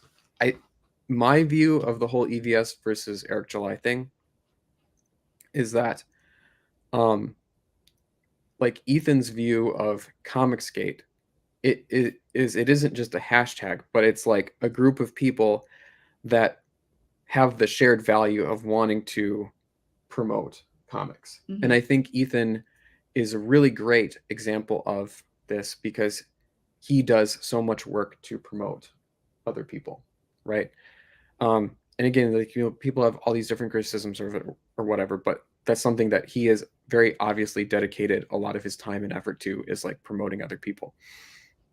So I think his criticism of Eric July was kind of like, Eric July came in, he kind of in some ways maybe presented himself as being part of Comicsgate, associated closely with Comicsgate, was on a lot of Comicsgate streams, had a lot of Comicsgate people on his streams, got a lot of promotion from Comicsgate people. And then in EVS's point of view, and in my understanding of the situation, he like did next to nothing to promote other Comicsgate people. And again, it's like, is he under some kind of moral obligation to do that? Maybe not, but like, why wouldn't you? Why wouldn't you want to, like, if you were going to present yourself as part of the community, yeah, and receive help from the community? And I'm sure there's justifiable debate about like whether he did that or not, right, and whatever. But that's kind of like what Ethan's point of view was. So, like with Iron Age, it's like a very loose community, and I think in general, Iron Age has this reputation of being a hug club because actually people are very willing to and want to promote other people, and there's a lot of retweeting, cross promotion, and that's just kind of how that community is. Another community is PulpRev, and I want to talk a little bit about PulpRev because when I first kind of came onto the scene with my books, the people who I first interacted and found were people who really associated themselves with PulpRev. Over time, I came to understand that being a part of PulpRev came with a lot of obligations. And I think I probably only used hashtag PulpRev to promote my books like 3 times. So I was never like presenting myself as being a part of it, but I have talked with a lot of authors who would say I'm part of PulpRev, and we've published authors who are part of PulpRev. So we have no ill will towards any of those people. But I came to understand that PulpRev as a community has sort of a set of obligations associated with it that I don't want to have. So basically, I progressively discovered these, and it came to a head with one particular fight that we were in. And at that point, I've disassociated myself from PulpRev. Right. I have the hashtag muted, except for a couple of people that I would kind of consider closer Twitter friends. I don't really interact with people, and I generally don't follow back authors who have hashtag PulpRev in their profile as a rule, because I'm not interested in their fight. And I think it's actually their again, it's sort of a loose community, but I think when I see their goals are sort of the average goal of PulpRev, it's something that's very different from our goals and very different from the Iron Age goals. So, and that's fine. Like, you can have different groups with different goals. We want that. more power to them. I don't necessarily think that their goals are bad. They're just not what I'm interested in spending time doing. And this is an excellent point. And it's the one that I made to people several times on Twitter. If you don't want to be obligated to, and if someone says Mhm. you're obligated, you block, move on. Yep. Right? You have the control in this online space. Yeah, it was. If someone is saying more than, hey, it would be nice if we did this. Yeah.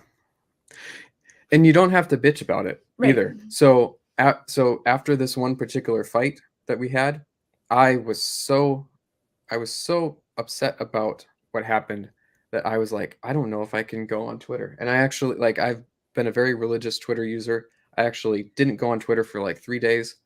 3 whole days. Yeah. And then I Yeah. was like, wait a second. I can block the people that I really don't like. And I think it's maybe only 1 or 2 people that I blocked. I can unfollow people. I can mute people. I can mute the hashtag, and then I never have to think about it again. And guess what? It works. Twitter gives you the tools to do that. If you don't want to associate with some community, you don't want to see their BS, you can even selectively keep certain people, right? Right. Like I've made lists of people. I've kept, a lot of mutuals who are still in pulp ref. I've kept, Yeah. It's Twitter gives you all the tools in the world to control what you want to see, and it works very well. So, yeah, I mean, if you happen to find yourself in a community that has different obligations or standards than what you agree with, then leave it. It's not a big deal. Well, yeah, and who's the audience? Like, Mhm. who's being the most offended? Is it the people who are gatekeeping, and like gatekeeping for a good reason, right? And then there's just gatekeeping because, no, I was here in the beginning. I built this. I was in the before times when journalists were sleeping with everybody, and it was the Wild West, and we tamed that Wild West by writing blog posts. Or is it attracting the audience? And like, I'll just say generally, take like the Eric July thing. There are going to be people that buy ISOM 3 who don't care, or who like the drama and go, that's silly, and then just buy the comic. Or there's going to be those people that turned off, and it's like, yes, that's your capture audience. Is can Eric July recapture that? Does he want to? Well, maybe not. And it's maybe a bit too nerdy, but it's like markdown files. Like if you're developing like that second brain, you're wanting to reach out, and from like like I do notes in for markdown and for theology. I'm like wanting to connect soteriology with Trinitarianism, and then like I'll find some weird like second source where it's like, oh, this is like a medical field portion that I like, and I'm capturing that to bring that in where I didn't notice for. And so like, yeah, you might have all hashtag Comic-Gate reshare everything, but the algorithm is just going to share it to those same people. What you want is, hey, this dude knows this dude who has a really big podcast, and now you're trying to capture that audience. This is subjective value theory, clear and easy right here, but just with people's lives instead of monetary value. And so you're wanting people to be your fan in a way that is like, if I publish something new, they're going to be your best fan because they're not even, they don't even care what the book is going to be called. They see your name and they want to buy it because of what you've done before. Like, that's who you want. That's ultimately the goal of, those are the people that you want to promote. And you want to promote people that have like similar fan base, because you're just going to mesh well. You're trying to create hegemony without creating dissociative disorder, where you're having to reach out to you know, the psychiatric association of Twitter to bring that in, because that might be too far out to bring that audience in. Hmm. Yeah. I think, let's see, trying to summarize my thoughts about this. I think the end goal for a lot of people is probably like everybody would like to have a big audience of people that would just read anything that they wrote. Mhm. I think, in my opinion, that's kind of out of reach for a lot of people. And I'm kind of more interested in sort of that in between space, right? Where people are just promoting things that they think are good and are getting, like, you can get stuff in front of people, right? There's going to be Oh, I see what you mean. for every like person who gets to the point where it's like just people buy everything they put out, there's going to be like 100 people who never get there. And I still want those 100 people to be able to get visibility to a decent sized audience, right? Sorry if that's kind of one specific detail that I zeroed in on there, but Yeah. I'm kind of thinking about that in the context of what we're trying to do. Mm-hmm. I kind of feel like some other groups are sort of more designed around like,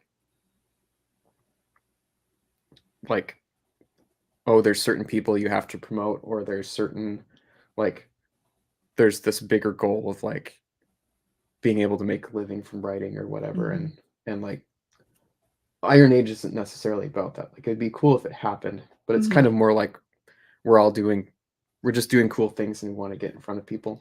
Yeah. And the thing with like EVS and Eric July is there is, it's a situation that is specific to them, right? They are both big, Mm-hmm. and Yeah. one person sort of borrowed audience, if that makes sense. Like, And it's just it's not the way things work. It's hard to say if that even actually Right. happened. Like, I don't honestly know how much of the Comicsgate audience Eric July got. Yeah, he grew his audience from libertarianism. People, Yeah. Right. the initial support that he garnered was his large audience of being Yeah. a huge libertarian guy. In fact, I would almost say that probably in the screamo music world that he probably brought more people Yeah. into comic people than comic people went Yeah. the other way. And I honestly wouldn't be surprised if Comicsgate got some new audience from him. But yeah, I mean, it's kind of a weird situation, Right. where It's all and the thing is like, in an ideal world they would be building each other up, right. And they were doing that to a certain degree, but it's like, And the drama is getting them all kinds of coverage on both sides. yeah. So and it's not like- I mean, they're like, everybody is like, we're like, all these people they're also professional YouTubers, right? We're not professional YouTubers. We're doing this just for fun. We're not monetized. We're not making money doing this. If some I don't know. We just bought new lights. That's pretty professional. No, it's this is a hobby.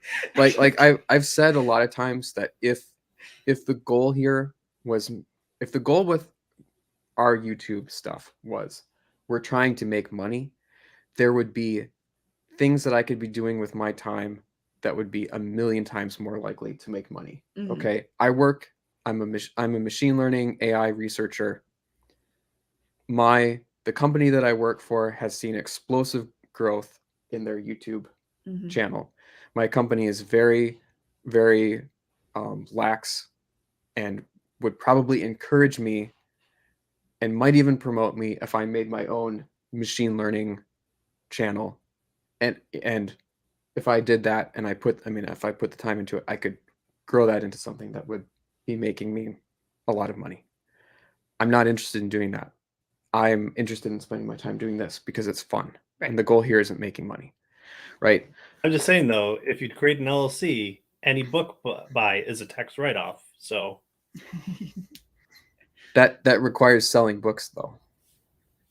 no. If you do anything books towards fine. the business, yeah. If you do anything for the business, Yeah. If we wrote off all of the things, I mean, don't they frown on LLCs never being profitable though? I mean, how long? I think As long as you're paying your $25 to the state of your living, they don't care. Okay. I don't know. I'm pretty sure, at least here, I think there's a certain number of years where you can claim negative income, or like, Yeah. before they're like, hey. I've been thinking about taxes a lot lately, so it's probably something to look into. I don't know. Can always incorporate out of state too. Yeah, I do kind of like the idea of not running what we do as a business, just because, like, it's also sort of evidence that like we're not trying to make money, right? But anyway, but the point being that Eric July and EBS are doing very, very different things from the rest of us in this MD Bonsher conversation. agrees with you that we'd have 5 years to make money. Okay. And you know, again, it's like if I really wanted, if my main goal was making money, I could be doing things that aren't fun that would be more likely to make money, but that's not the goal. The goal here is having fun. Yeah. I'm having fun. Are you having fun? I'm having fun. You're talking in your like stressed voice. Their situation and their negotiation of who owes who what has nothing to do with the sort of general situation, in my opinion. What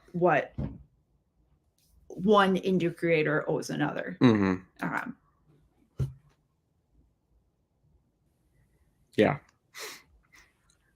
I think, yeah, I mean, maybe just to summarize, because we should probably think about summarizing this. Yeah. Is, you know, communities, maybe kind of a bad word amongst our kind of people, but, you know, think about the communities that you're in and think about the benefits and, you know, social contracts or obligations or whatever. Think about what you're getting from the community. Think about what you're giving back. Realize that you're free. You're under, you know, interacting with people online. As long as you're not signing contracts, you're not under legal obligations to people for stuff. But also think about like what is the vision that I have? Do I have a vision? Am I aligned with the vision of this community that I'm part of? Think about what you can do to help and do something bigger. Think critically about things. Like I wish I could go back in time and kick myself and say, hey, think critically about what these pulp rev people are trying to do. More power to them, but they're not really doing what you're trying to do. Mm-hmm. You have a vision, you have an idea in your head about what you think is important, and you're kind of extrapolating it onto these other people and assuming that they share that value when they don't. Mm-hmm. Right? Do I have a lot in common with these people? Yes. You know, do I appreciate them? Yes. Are they good people? Yes. Am I aligned with their sort of eschatological vision of publishing? You know what publishing will look like in their utopia? No. I'm very, very unaligned with that. So, you know, like just think critically. If you're going to be a part of a hashtag, right? Like if you're going to be a part of Iron Age, like look at what other people in Iron Age are doing and think, is that something that I want to be a part of? Or Comicsgate, you know, like look at it critically and think. Just as an example of that. So I'm not personally trying to publish or promote my writing right now because I don't have anything new. I released a book in 2019 and a book in 2020, and I've been kind of in this in-between time where I'm working on other projects, and I'm probably, Lord willing, going to have a book out next year. So like maybe the end of next year. So in the run up to that time, I'll probably start kind of becoming more active in these communities.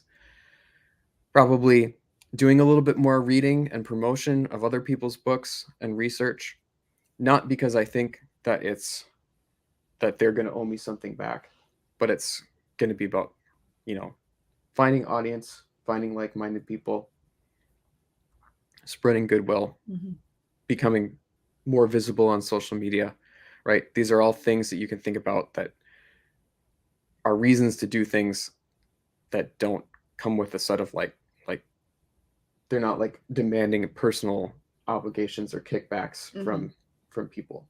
Right. It would always be nice if people reciprocated. That would always be wonderful. Fiona Wolf talks about wheelhouses. If a book isn't in someone else's wheelhouse, maybe they don't need to like go out of their way to read that book just because that person promoted them. But from a beginning with you perspective, right? Like knowing who else is publishing, how their stuff overlaps with yours, who may be a great person to reach out to and say something like, hey, I've read your book. I think it's good. I think it has a lot of shares. We have similar, potentially like a similar audience. Why don't we work on something together? Like do a stream together or like those things. Yeah. Like just as an example of that, something specific. I'm not going on streams right now. I'm not trying to like go on streams right now. Number one, because I don't have a new book to sell. And number two, I don't have my own audience that I could really give back with, right? Any stream that I could go on to promote my own stuff is going to be probably an act of charity towards me that I can't really reciprocate in any meaningful way. So in the meantime, I'm sort of doing work. I should be doing work to like build my own platform so I could sort of pay it forward. Right. I mean, and like, yeah, I can't maybe reciprocate directly, but like say somebody big had me on their stream. Like I would like to build my own audience and then promote other people. Right. Like that's like, I don't know, like it's not necessarily an obligation, but like it's something that I feel, right? Like I wish wow, thanks for having me on your stream. Now, like I don't have it yet, but I wish I had the capability to do what you do and promote. Yeah. Get things in front of big audience. But I can't, but like what can I do with what I have? It's like these are all interesting questions. MD Boncher has a really neat analogy here. So he's reminded of creepy beta love that's transactional. I was nice to you. That means you must be nice to me. That is an excellent analogy for anyone who's familiar with the sort of like manosphere, sexual marketplace stuff. And the counterpoint to being a beta, a creepy beta, is being an alpha. And being an alpha doesn't mean being rude or mean or above everybody else. It just means being a good person, right? Yeah, it's not girl boss. Right. What being an alpha means is it means not being transactional. It means being true to yourself. It means knowing your own value. It means sticking up for what you believe in. It means not changing your values because it means not changing your values to try to manipulate people into doing things for you. It means being a good person and a kind person, but not in a nicer or in a creepy, nicer, manipulative way. Great analogy. And from a girl's perspective, if you find yourself in a position of receiving a creepy beta transactional situation, mute, block, move on. Yep. Don't, you are not. But he's a nice guy. He's a nice guy. Yeah. So many. And don't, and yeah. block or move on, and don't, don't sit there getting off on beta orbiters that you're not actually interested in dating, right? True. Like if there's a bunch of weirdo authors who are trying to get you to promote them or pay attention to them, and they have this weird transactional understanding of stuff, but you kind of like it because you're getting attention from somebody. I mean, like maybe reevaluate how you're using social media too, right? Like maybe cut them This off. is an excellent analogy. Excellent, right? excellent Like, analogy. I mean, to take it back to what I was talking about, like I'm laying low, right? Like I'm not on the prowl right now because I don't have a new book to promote. But as I'm doing that, like when I'm going into that mode, right? I will be sort of trying to build myself up as that kind of alpha, right? That well, like you're not quote unquote on the prowl, but you are consistently doing things that will make you Yeah. attractive. Yeah. So I'm not like trying to like manipulate people into wanting my stuff. Will be doing things that are just inherently have value that other people should notice and appreciate. Yes. And if they don't, that's fine. Right. I'm not doing it to try to manipulate them. I'm doing it because it's the right thing to do. Right. It's a different attitude. Mhm. And then like, what's the right thing to do? Well, you're what responsibilities do I have? Well, maybe build other people up, right? If I understand game, then I should be a wingman for people, right? I should be a wingman and help people out. I should pass on what I've learned, right? Very very interesting analogy. Yeah, and yeah, here's another point. Doing good to people who can't help you builds a community, and time grows your reputation and status. Yeah, and see that's the other thing, right? Mhm. And this again is like, there's maybe like a Weasley way to do this, right? Where you're like, I'm doing this because I'm trying to catch the attention. I'm going to help person A because I'm trying to specifically catch the attention of person B so I can get on their stream or whatever. But like the other way is like, I'm just doing it because it's a nice thing to do. Maybe it'll have these secondary benefits, but like, it's also just the right thing to do, right? Because I want there to be this community of things. Right. And I mean, like, even that goes back to what we're doing, right? We have a small audience. We really appreciate and enjoy hanging out with every one of you guys, but we have like 10 people in here. Yeah. Right. Ethan Van Sciver, he starts a live stream at like 2 a.m. and he's got 1,000 people watching. Right. And he's selling stuff out of his eBay store and throwing up people's campaigns and making them thousands of dollars. It's awesome.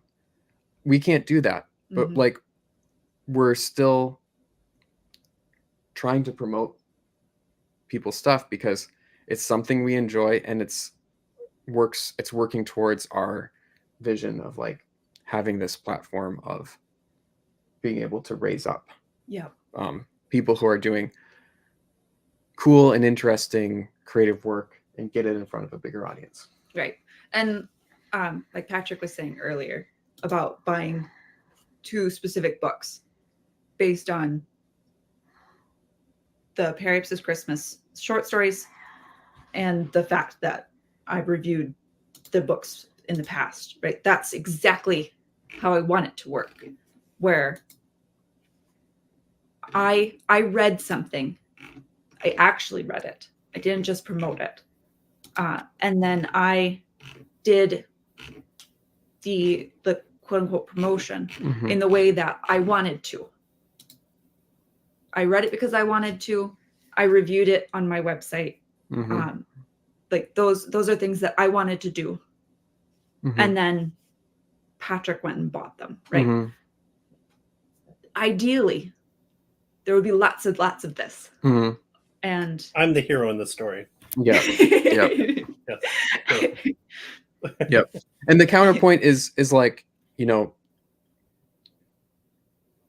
provide value to the conversation, right? Like I maybe retweet Katie's links. I don't just randomly retweet authors' book links that she reviews, because I haven't read a lot of them.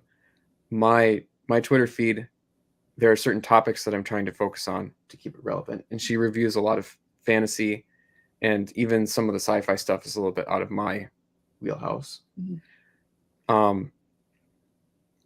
But when I see the opportunity, like when I see one of my friends whose book I've actually read and really enjoyed promoting it, I try to jump in there with like, I really liked this book. Like whenever Jeff Stoner promotes his book and I see it, I jump in there and say, this is one of my, favorite books that I read. It's really great. Highly recommend it.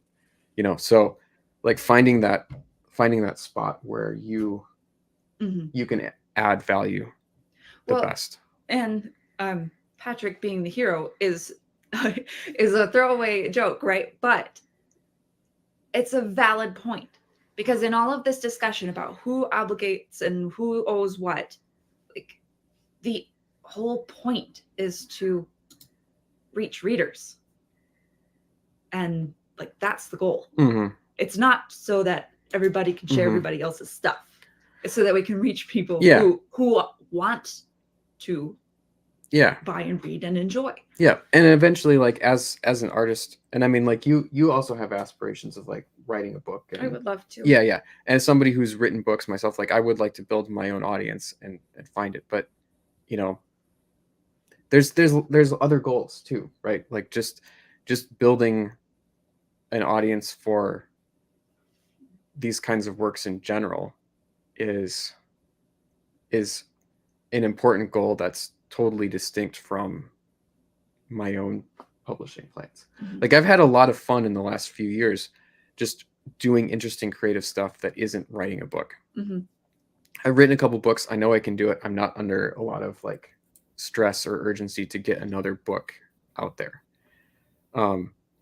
It makes me happy just to know that we're doing something that can maybe help get people, building a platform that can help other people find stuff. This isn't some long game where I'm expecting this to make a side income 5 years from now, right? It's just not. It may or may not. It probably won't, right?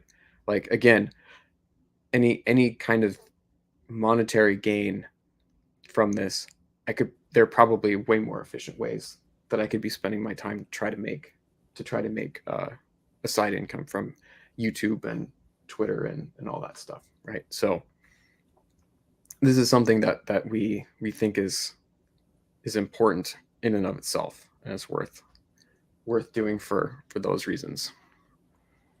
I see Patrick is taking the mickey out in the comments. Not to my face. Yeah, this is another thing that's another thing too that I think we both feel pretty strongly about and are trying to figure out how to do. Right.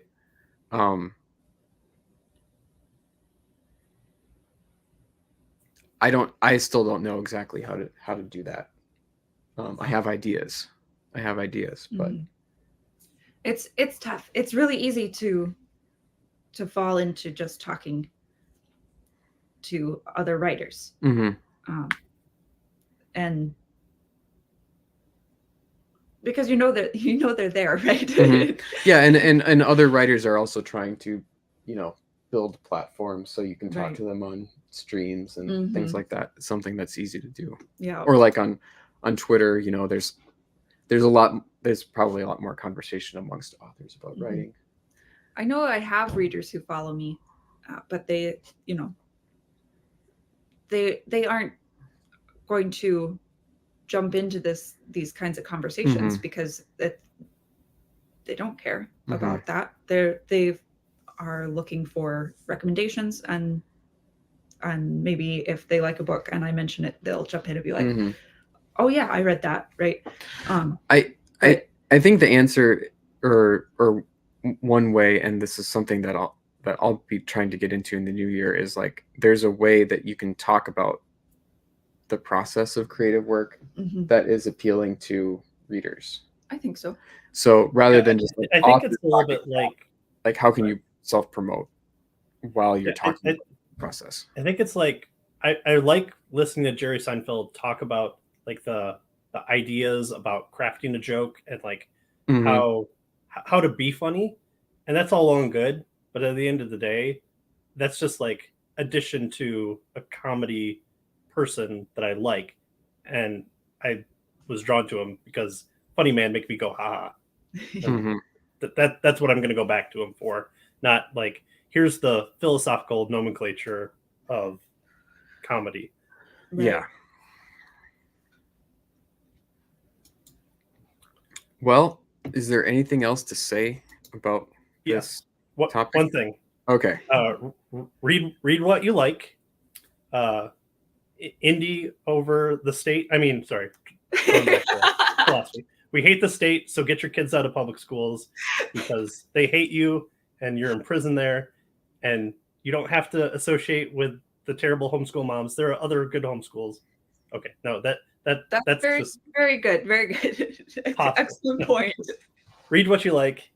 Indies is the way to go for uh, the stories that you know and like that the Trad Pub has pushed down. And if you want to find a good avenue to get started, parapsispress.com is the place to go. Thank you. And then maybe swing over to Cave of the Cross if you want a guy who is not looking to make $1 million, but is wanting to read books with his mentor. And we have a small audience too. Mhm. And it's just fun doing that. Mhm. Yeah, definitely check out Patrick's Yes. stuff. It's good. Oh no, stuff. you don't have to say that. We just talked about this. And not and it's not It's fine. not I'm only here annoying. because we're friends.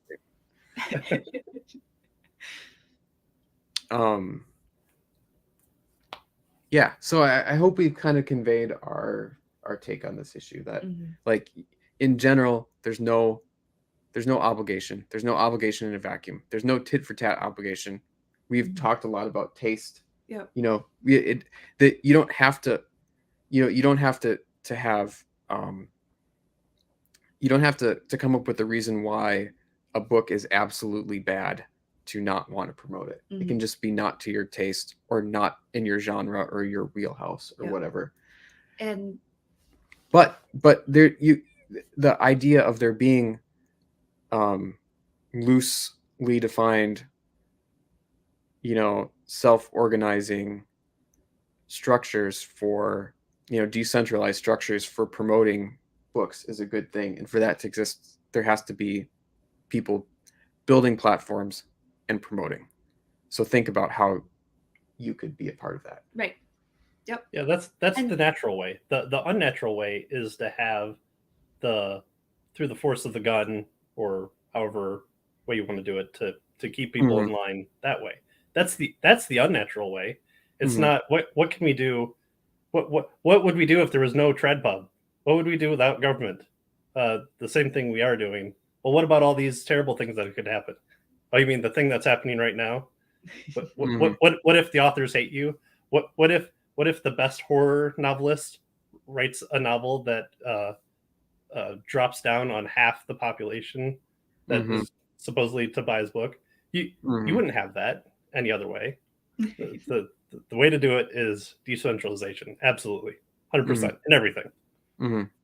And to just like be aware that there are communities who do want a little more structure to what people are supposed to contribute. I'm not gonna stick this because I mean again, like we're on the internet here. This is not like people don't have to sign on the dotted line to everything. But like one thing about PulpRev is I think that a lot of people in PulpRev believe that there should be some kind of centralized authority.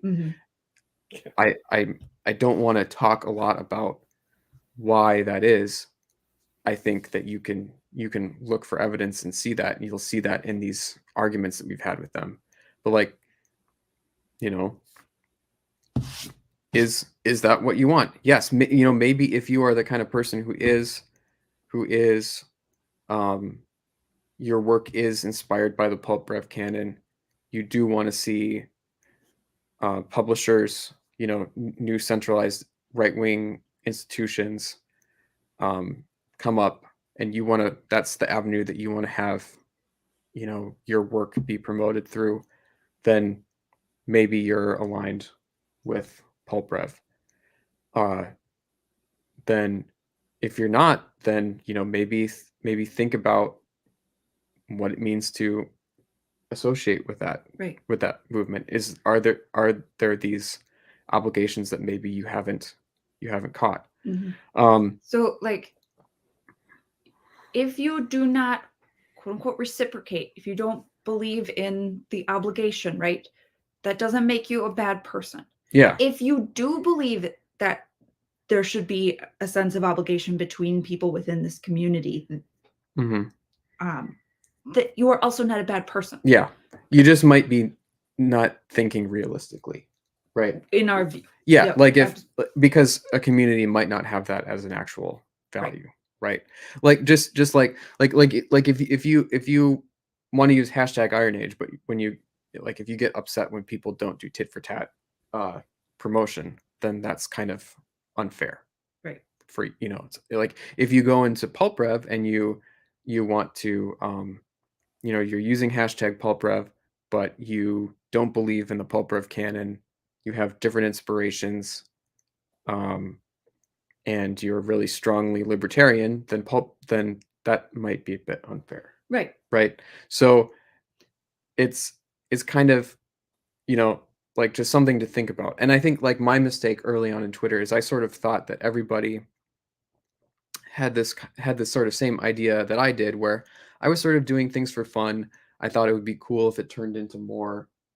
But at the end of the day, I was just excited by the idea that I could write something that I thought was really unique and interesting and publish it and try to find readers. And the thing is not everybody thinks that that's cool. Some people think, okay, we should only use this tool to publish approved things, right? And there needs to be somebody that's approving. Yeah. And we don't need people with the opposite opinions to try and force each other to agree, which I think is what's happening in the comments. Yeah. On every single post about this. Yeah, I think our libertarian streak is, let's say, let these different groups flourish. I mean, there certainly are in some ways antagonistic to each other. And for your own sanity, mute, yeah, block, limit your contact. Yeah. If you find that you have a very different view from a group of mutuals who you appreciate. Yeah.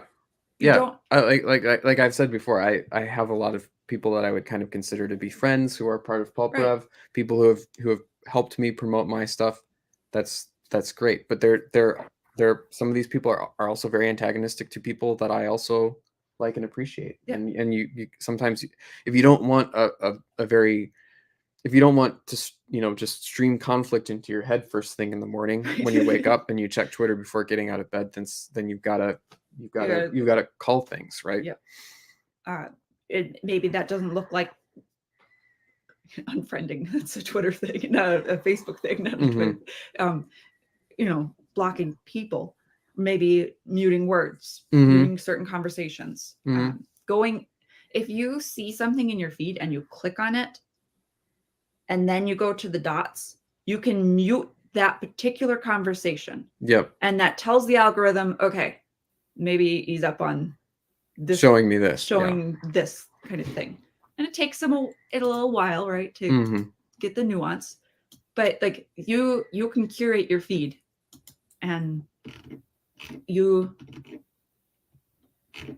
don't have to place yourself under the same obligations as all of your friends. Yeah, but think and sort of think critically about Mhm. you know where you are. Yeah. Yeah. I So hope this was. yeah, it's kind of rambly Yeah, conversation, I was just gonna say it. but kind of fun. Yeah, it was, and I appreciate that Patrick was here for it because. Hmm. Yeah, and I hope we've repeated enough that it's not like we have ill will towards any of these people. Anybody. There's definitely a few people that I do have ill will towards, but like in general, I want all of these groups to succeed Yes. in their own way. I would love for all of these groups to continue to find people that are aligned with their goals, grow their reach, you know, flourish. Mhm. It it is what it is. I think the internet is great in that it allows groups to form and Yeah. like-minded people to find each other. The nature of social media and algorithms is that fighting and conflict and sort of antisocial behavior is encouraged for growth, and that's kind of sad, but it is what it is. So yeah. And Thank you for having me. Yeah. it was good. It was good. Yeah. All right. Well, I think that's about it. Anything else that you want to? I mean, we're still in the Christmas season, so if you Yes. want to pick up Periapsis Christmas or Periapsis Christmas 2, If you don't, you're bad people. Just simple as yeah, that. yeah. If you don't like it, then you're a bad person, Right. and you're definitely obligated to After retweet you it and promote it. retweet it, promote it. After you read it, buy a book from each of the people who contributed. Mm-hmm. Yeah, you'll definitely like everyone in the book equally. Yes. So yeah. Yep.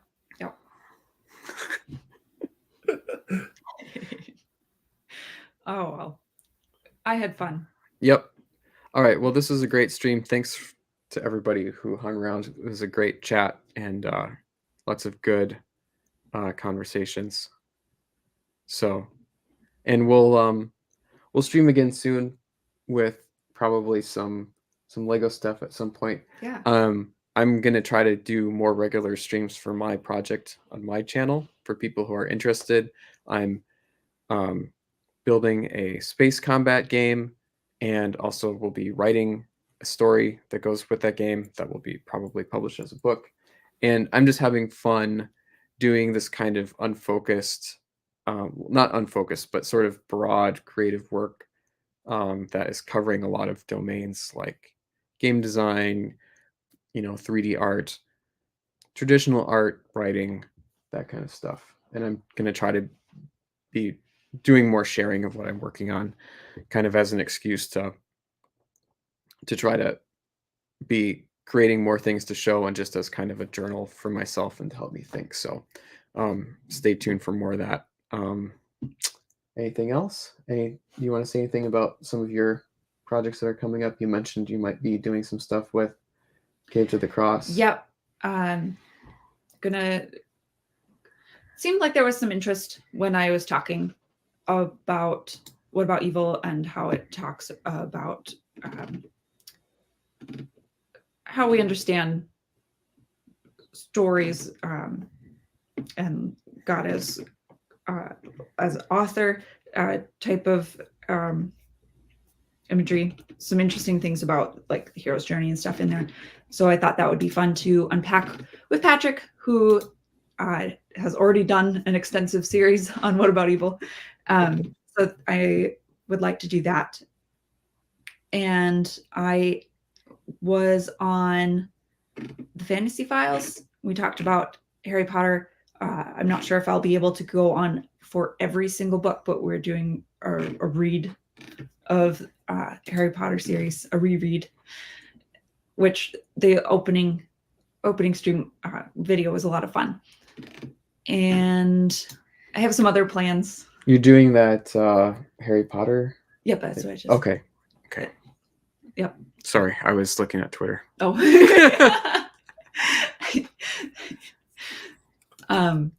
The And- interview that you did with Take back um, here.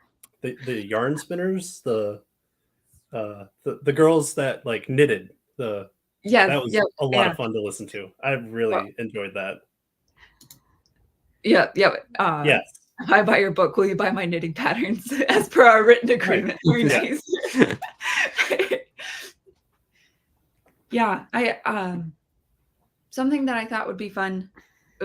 Some people suggested it in the Gilded, and I've sort of been letting it percolate. Was because we've talked about sort of indies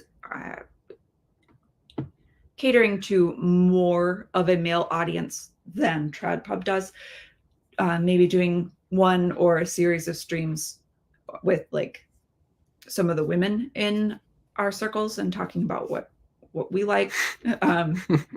But you know,